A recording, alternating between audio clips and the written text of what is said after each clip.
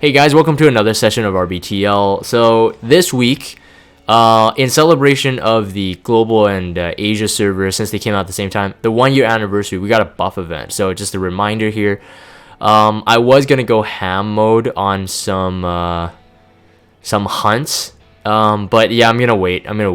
So I think at least for the after patch and all the way to the end of the weekend, you should do this and just deprioritize the story event for now. I mean, this is a couple. I think a couple of weeks ago when we had this last, we got them like almost like back to back. So I think people took it for granted. So this is definitely a breath of fresh air again. Like I think people were waiting to do this.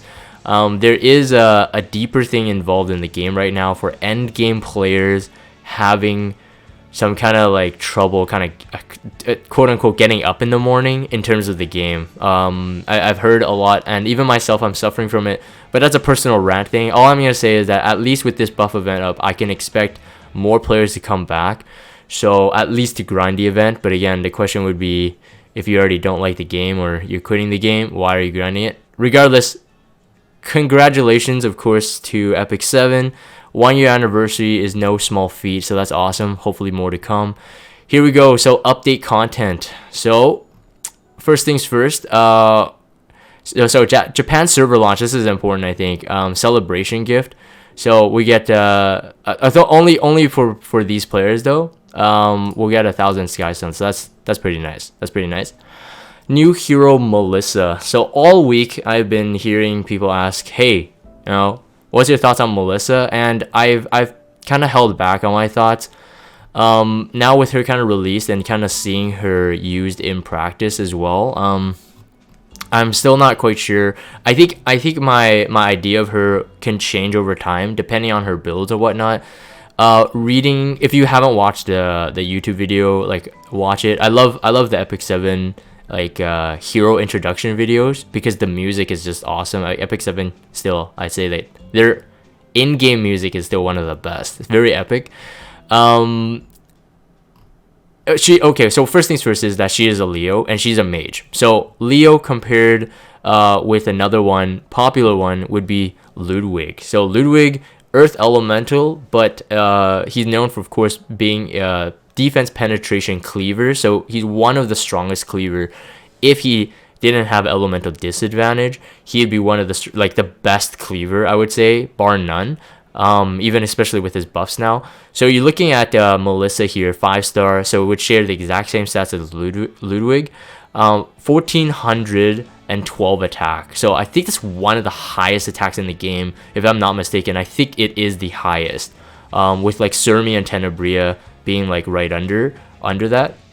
Health is 4,200, so I mean he's a mage, or she's gonna be a mage, so it's not gonna be like super high. So I kind of like the fact that her S2 has some survivability mechanics to it, so I'll talk about that in a bit.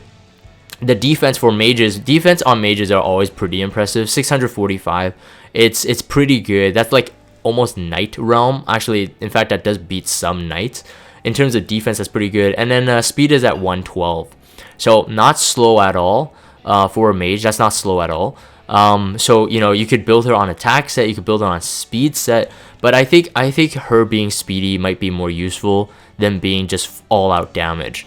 Judging by the fact that she already has really high scaling attack, so I would almost run like crit damage, crit like your regular speedy damage dealer, crit damage necklace, attacking ring, and then a speed boot.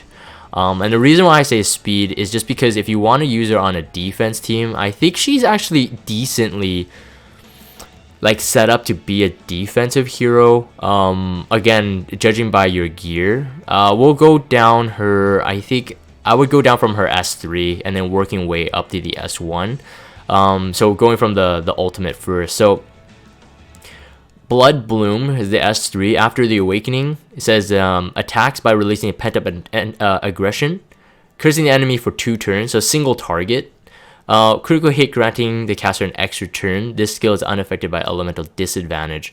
Elite or boss monsters cannot be cursed.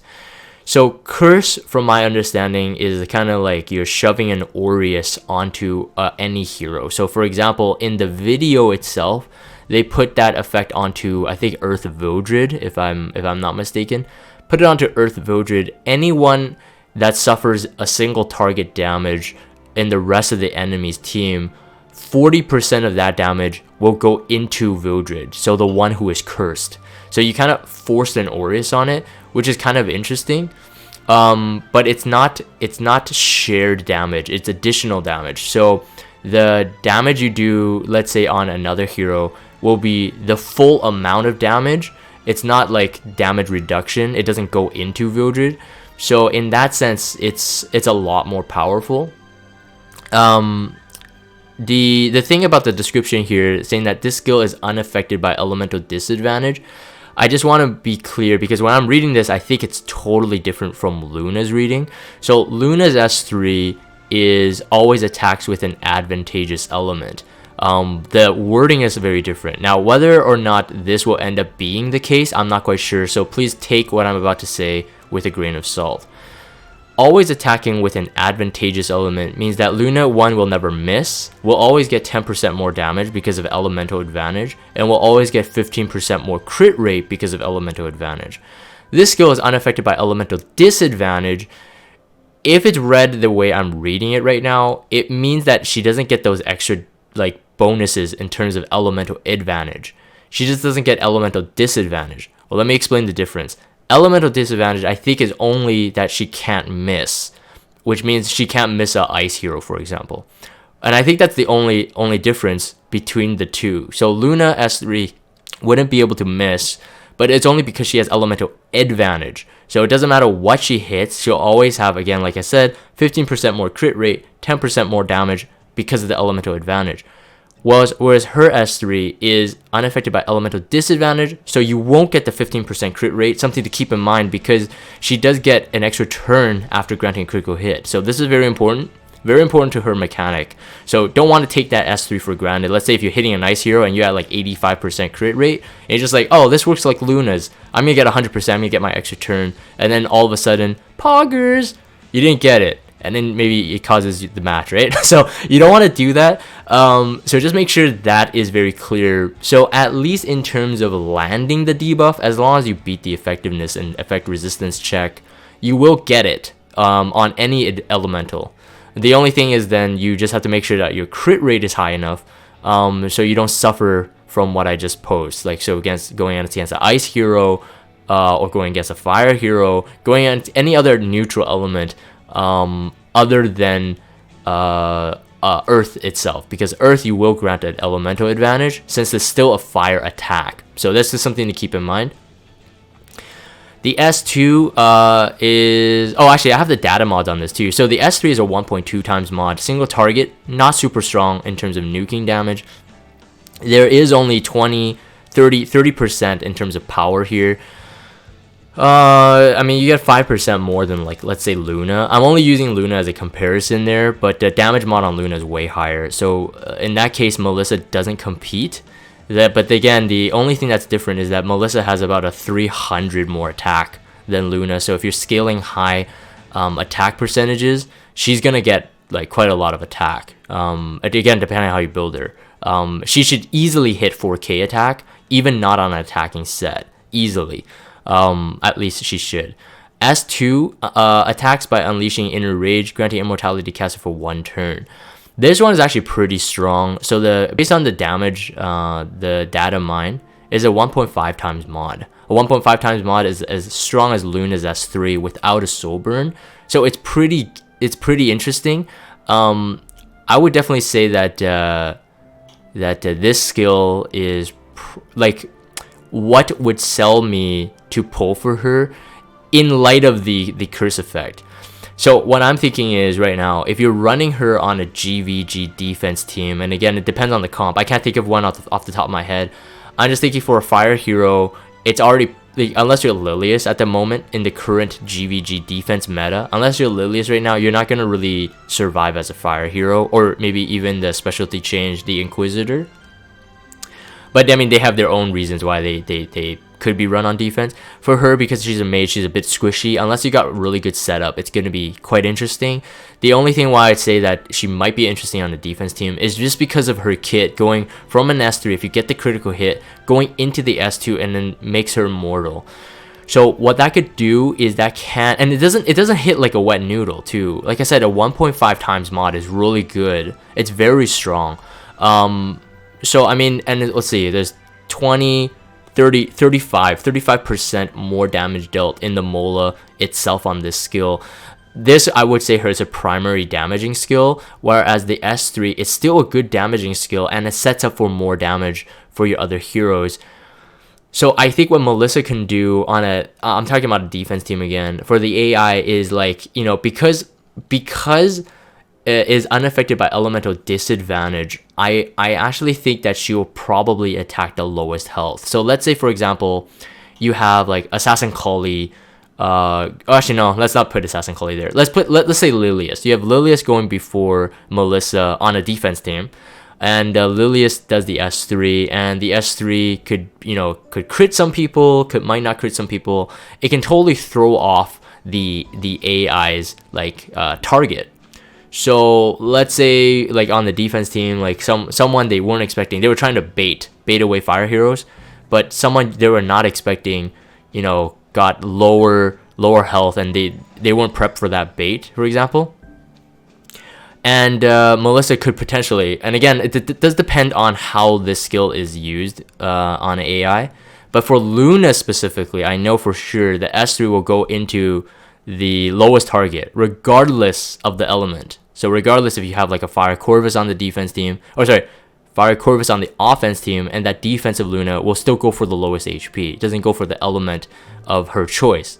So I'm thinking that this will work the same.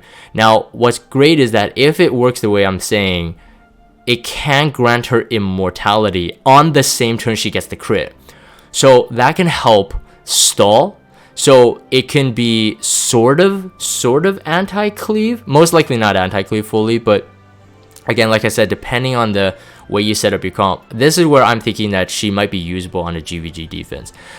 In my kind of like, you know, rating in terms of like hero and what I think should be pulled or not, I'm often thinking about GVG defense. That is to me probably the highest bar to reach.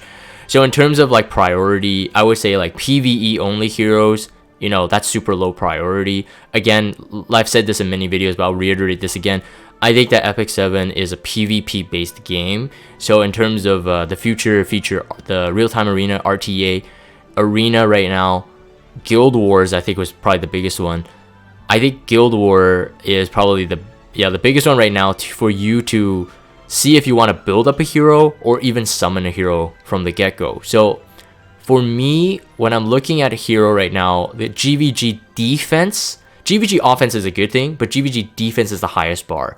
If it doesn't hit the GVG defense scenario, like for example, I said it in my Lilius review that pull for her, she'll be interesting in a GVG defense, and now people are running her in a GVG defense.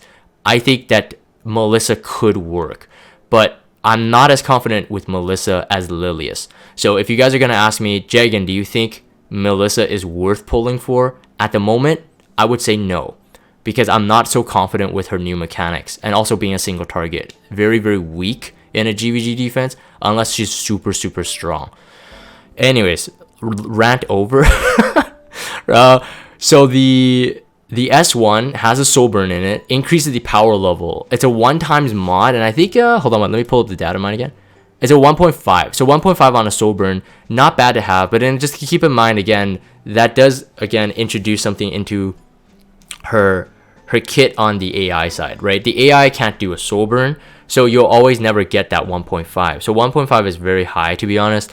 I actually kind of overlooked that on the first reading, but it has up to a 75% chance to make the unhealable for one turn. And also more damage dealt proportional to the caster's lost health. So the immortality, granted to her could really help her with the damage on the S1. So, imagine her in the AI, she does the S3 critical hit, goes into the S2 immortality, and then let's say you're on a defense team, the enemy hits her or damages her slightly, her S1 will come back on the next turn with a bit more damage, you know? So it's not bad. Her kit is not bad, but I'm just thinking that for a mage on a defense team, unless they're super super fast, or have really good setups, she's not going to be used there. So again, based on my criteria alone, I don't know if you want to pull for her. Of course, I know. I think there's like a lot of people in the community just like, oh, she's a vampire girl, so I'm gonna pull for her. To each their own. That doesn't do it for me, but okay. So that's important to know. Again, more damage with Cash's lost health. Damage on the Mola is only 20% though, so there's not really a lot of scaling. And again, just keep in mind that if you run on a defense team, she can't soul burn. Anyways, that's my thought on it. The artifact itself, this one is gonna be I don't know if you will want to use this on herself. While, getting the curse effect might be very nice, I think you can get enough effectiveness without using this artifact on her. I think there are so many really good mage artifacts just in general. I'm not saying just for her. In general, there's so many good mage artifacts. I'm not 100% sure this is worth it on her. I mean, another way you could do is you could run her on Proof of Valor. If you're running on a defense team, I mean, every little bit helps. So I feel that the artifact slot for Melissa's kit itself doesn't warrant her to use this. I would say maybe this would be kind of okay-ish if you're experimenting her in a what do you call it? An offensive comp. So you wanted to play with the effectiveness. You wanted to make sure you get the curse effect, even if you have a ton of attack, crit damage, crit rate substats, and you couldn't get enough effectiveness, for example. That would be the only reason I think you would use this.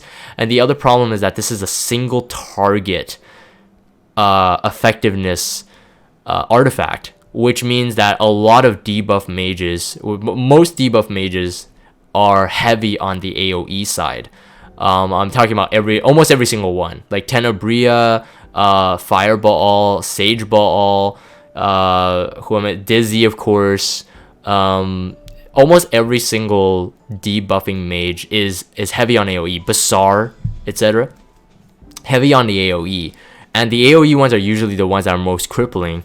So I feel like the single target effectiveness is just not going for it. Well, that being said, though, if you do pull on Melissa and you get the artifact early, I'm guessing just keep it. I wouldn't powder it just yet. I think that Smilegate has a pretty good reputation of buffing things, so it could be decent. Just saying that.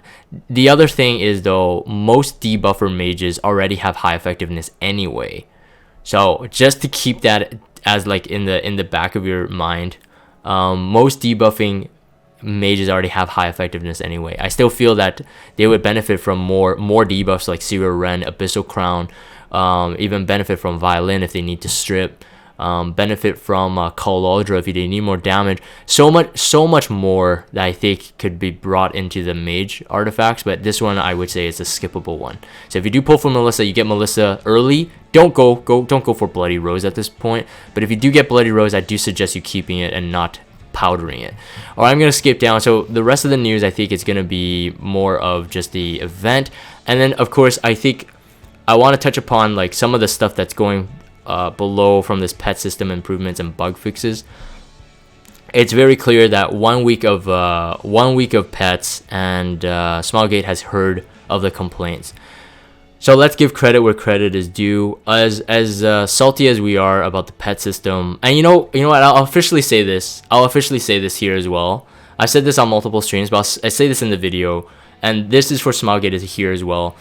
And I think a lot of players feel this way. So I think I'm speaking on behalf of a lot of players, but the pet system in it of itself is not delivering on what everyone wanted the pets to be.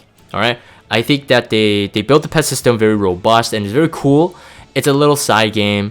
I think I see two things going on in the community that I'm running right now. I feel two things going on. People who really love the pets are already really bored of the game, but they wanted to stay in the game, so they kind of go to the pets as kind of their how do you say it, outlet. I would say that's the right way to say it. They go to the pets as an outlet, almost like masking the problems of the game itself. Like in terms of like content, like I'm talking about real content, like heroes, like new features and stuff. So on the Smilegate side, for the developer side, I'm gonna put my defense on their side. As a person who works in a video game industry as well, I understand how hard it is to pump out content, especially a gacha game, like a mobile game, expected that every week you get something new. That's very, very hard on the game, especially with a game of such high quality. So that's my defense for Smilegate. All right, that's as far as I'm gonna go for that one. So if people are just complaining, you just don't give us enough stuff. When Smilegate gives us stuff, it's good stuff. So we can't complain on that level. But in terms of the pet system as a whole, I think that when they introduced it, it was at a time where people were already really, really bored. So I think the extra toxicity added when the pet system was introduced was because of that reason. So the two things, again, I'm seeing in the community are people who saw the pet system and saw it as this quote-unquote scam as it is, just immediately abandoned the game. They lost hope of the game. Now, I think that's a bit too far. And then the other side, like I said, people who are already bored of the game but want to still mask it because they want to keep playing the game. So they dive all their resources, all their time into the pets. Now, I know some whales who have like the best pets or whatever, but I predicted this before when the pets were released on that RBTL, on that reading between the lines. I predicted this, that the pet curve is going to be hype for 1 week, drop by the second week. And I think we're already seeing that. I myself, I'm not even doing pets anymore. I purchased some with gold or whatever, and I'm just like, nope, the RNG is too bad, so too bad. I'm not going to do it anymore. But so that being said, that is what happened within a week. And I think for pets, maybe I didn't touch upon things, but I think I'm just going to skip it. So Smilegate clearly heard some of the complaints. I would say some of the complaints, but hey, they're trying to meet us halfway. So I'm going to give them that credit there. Pets now at a 2-star will be able to get 2 skills. That is incredibly good update already. So if everybody has been playing with the pets, you know the RNG to get a really good skill. Most of the time, I think players won't stop until they get an S-class skill, which it's a gold sync. It's a gold sync, or it could be a skystone sync, but hopefully you guys are not going as far as skystones. One of my friends, Code, he told me, I mean, he has like I don't know, like 140 something 4-star pets or something like that, something insane. Like he flexes his reputation all the time. But he told me that, because I asked him, hey, what do you think after all that resources spent? What do you think about the pets? Worth it? He says heavy resources, marginal gain. He says not worth it. So even from a whale and from someone who has like multiple 4-stars with like, double S skills with an A, I think he has a triple S pet somewhere laying around there. Regardless, he said it's not even that good. Getting 2 skills on 2 stars right now is gonna be I think a changer, but I don't think it's gonna change the amount that people spend for pets. Yes, you're gonna be more willing to touch the pet system, but I feel that once people hit the limit of like, okay, no, I ran out of pets, I ran out of adoption tickets, I'm not gonna go into this gold sync. Even if they get 2 skills, and if it's salty, let's say like a C grade or a D grade, they're still not gonna touch the pet system. So long-term wise, this doesn't really fix anything. Pets will still be pets, and I would say that if you're doing pets seriously, just do it for the long run, like the long haul. Don't worry about the 2 extra % you gain from a skill. Just use the pet that you have right now and hope for the best.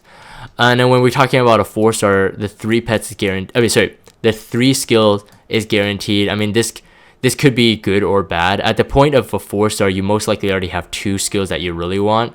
So I mean, I don't know what to think about this, to be honest. But you can at least choose 2 skills you want to keep. So whether or not you want to run it all the way to the 4-star and like risk the RNG for 3 random skills, that's your call. But that's probably a video for another time because we're getting into the pet mechanic too much. So due to the improvements of the pet synthesis, players will be compensated. So for everyone, yay, yay. I'm not doing the sarcastic yay. I'm trying to do the common sound clip that other YouTubers use, where all the kids are like, yay. So at least, well, I mean, 5 adoption tickets, it's not going to be a game changer. Like I said, you roll 5, they can all be salt. So it doesn't really matter. They could be used as fodder, I suppose. On 1 toy, that's good. 10 handmade snacks. Handmade snacks is going to be definitely a big topic. I'm gonna rant about that in a bit. Heirs who used 2 4th generation pet synthesis material will be able to get compensation for each synthesis attempt, and that is 10 adoption tickets, 5 quality food. You're getting something back, so I guess we can't complain about that. But in terms of like the actual amount, unless you're super lucky in crafting your, sorry, not crafting pets. Oh man, I'm so I'm so bad with pets. First I want to kill all the animals, and then now we're crafting pets. GG.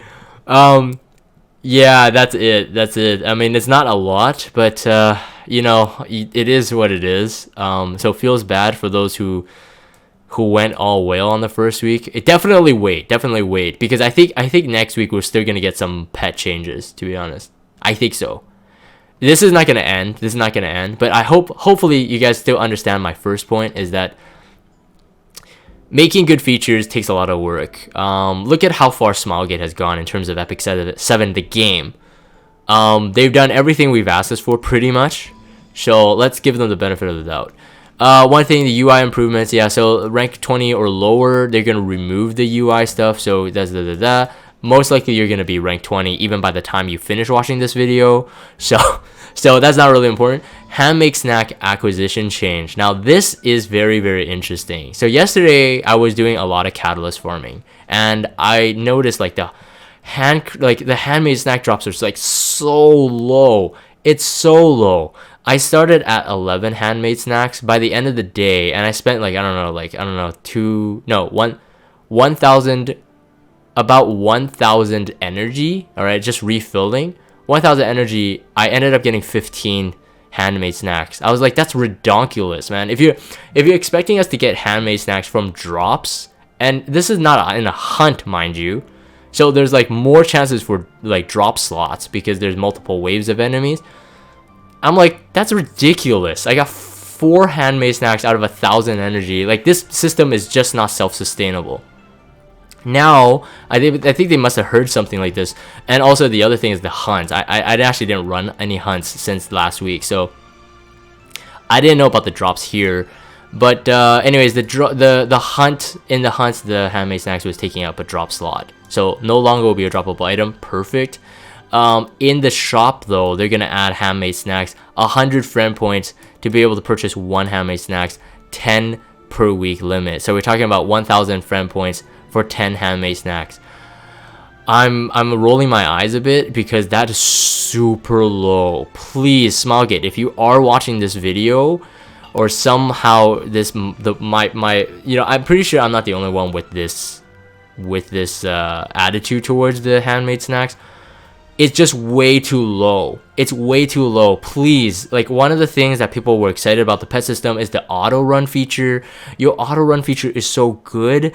It can auto refill. It stops the battle when your like equipment is maxed, when your hero slot is maxed.